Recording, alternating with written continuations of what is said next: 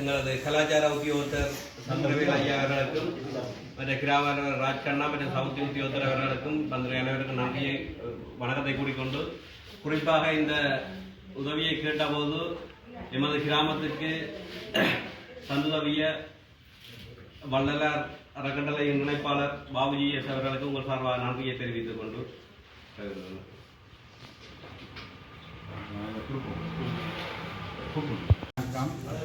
இந்த நிகழ்வானது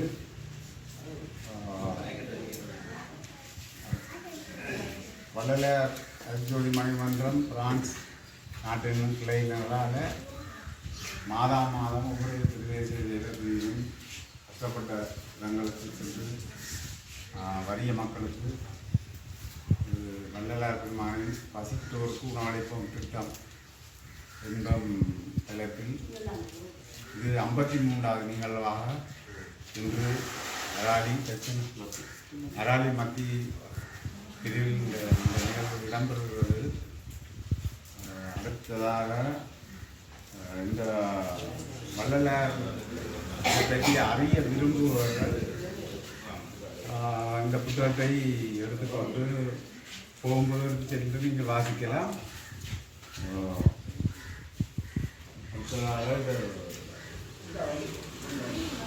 வளவாளர் சந்திரவேல் அவர்கள் சிறு குறிப்பாய் மற்றும் இந்த பிரிவினுடைய கிராமர்களால் சமப்தி உத்தியோகத்தர் மற்றும் இங்கே வருகின்ற பயனாளிகள் அனைவருக்கும் நேர வணக்கம். நாங்கள் இந்த வள்ளலாருடைய தாரக மந்திரம் என்னென்றா அருட்பெரும் ஜோதி. நாங்கள் எல்லோருமே கடவுள் நம்பிக்கை உள்ளாக்கள் தானே. அப்போ அந்த கடவுளை இவர் ஒளி வடிவில் கண்டவர். அப்போ அவருடைய அந்த மந்திரத்தை சொல்லி கொண்டு நாங்கள் ஒரு குறிப்பிட்ட நிமிடங்கள் அவருடைய இன்றைய தினமையின் முக்கியமன்றதை பற்றி கதைப்போம். அப்போ எல்லாரும் சேர்ந்து சொல்வோம். என்ன? அருட்பெரும் ஜோதி அருட்பெரும் ஜோதி தனிப்பெரும் கருணை அருட்பெரும் ஜோதி. எங்களுக்கு தெரியும் இந்த சம்பந்தர் அப்பர் சுந்தரர் நாயன்மார்கள் வாழ்ந்தது. ஆர்மனாளர் சுவாமி விவேகானந்தர் ஸ்ரீராமகிருஷ்ணர் அப்படியாக்கள் பெரியவர்கள் வாழ்ந்தவர்கள்.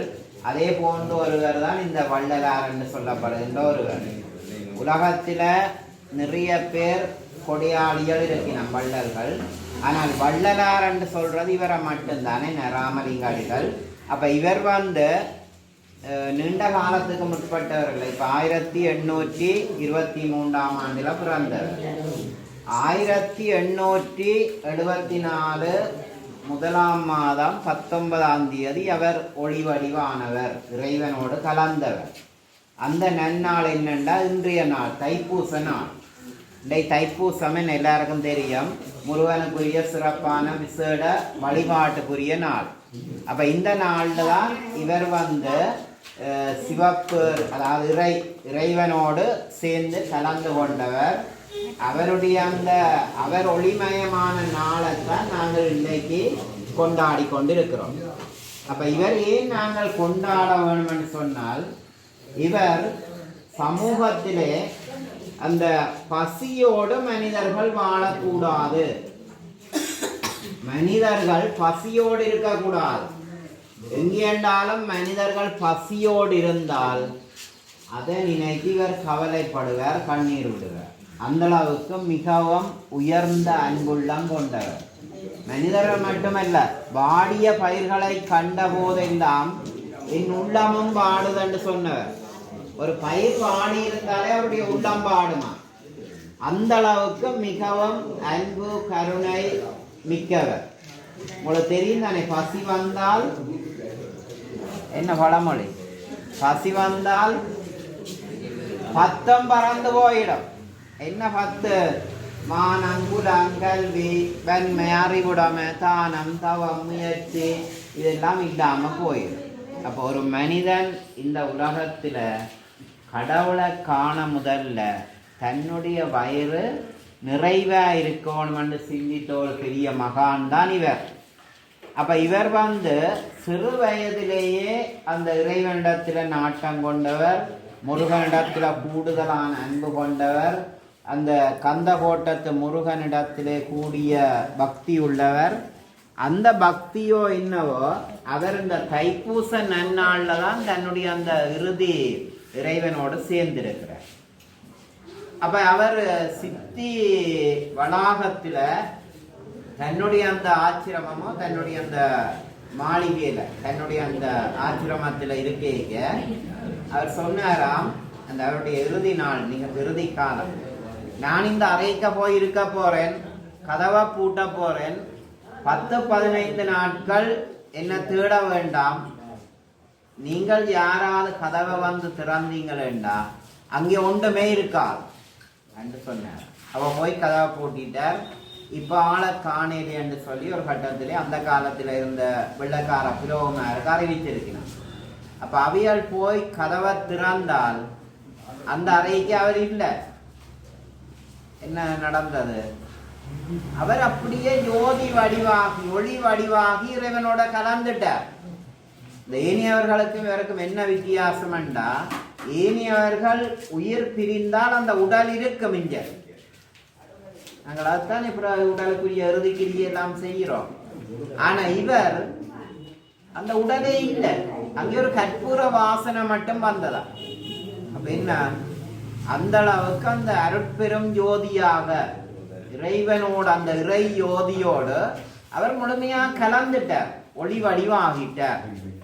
அப்ப அத்தகைய ஒரு பெரிய மகான் உலகத்தில மனிதர்கள் பசியோட இருக்கக்கூடாது 1867ஆம் ஆண்டுல இந்தியாவில வடலூர்ல அவர் ஒரு தர்மசாலை, அதாவது அன்னதான பணிக்கண்டு சொல்லி 1867ஆம் ஆண்டுல அடுப்புண்ட மூட்டி அன்னதானம் கொடுக்க தொடங்கினவர்.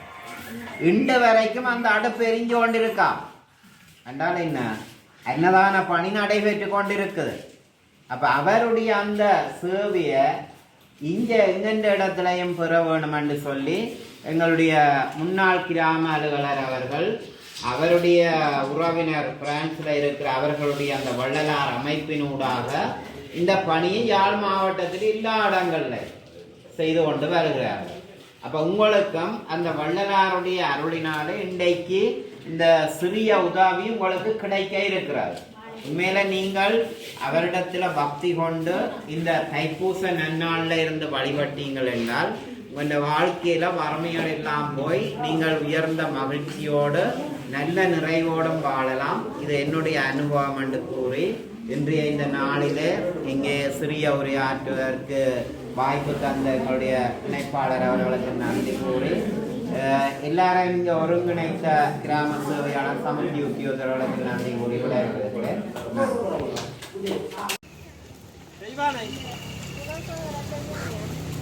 ராணி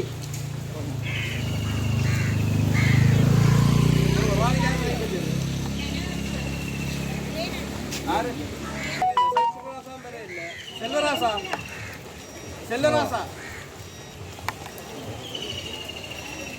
செல்வரஞ்சன் செல்வரஞ்சன் செல்வரஞ்சன் குவிந்தன் கமலாதேவர் இல்ல சன்மாலிங்க அணிகட்டம் கடைசியாக கணேசலிங்கம் கணேசலிங்கம் ஜெயனுவாதாதி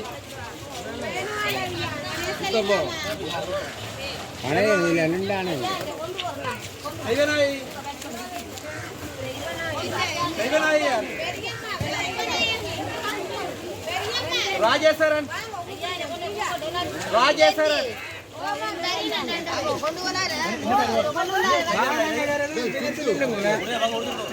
ராஜேஸ்வரன் ஒப்பிலாமணி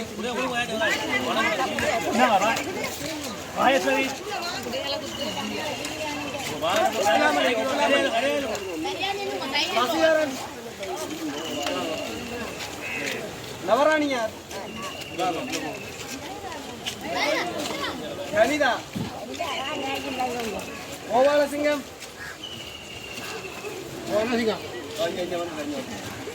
யோகேஸ்வரன்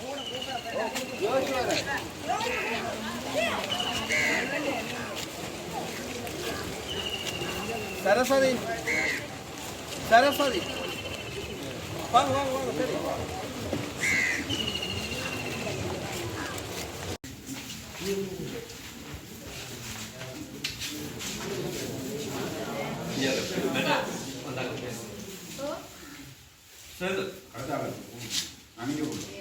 அழகேந்திரா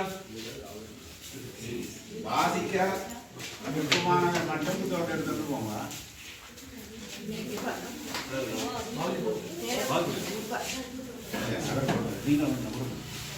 உதயகுமார்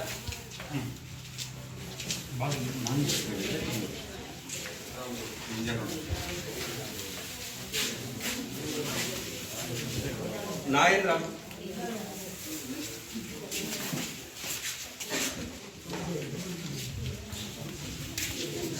மிச்சத பல்ல வச்சு அதான்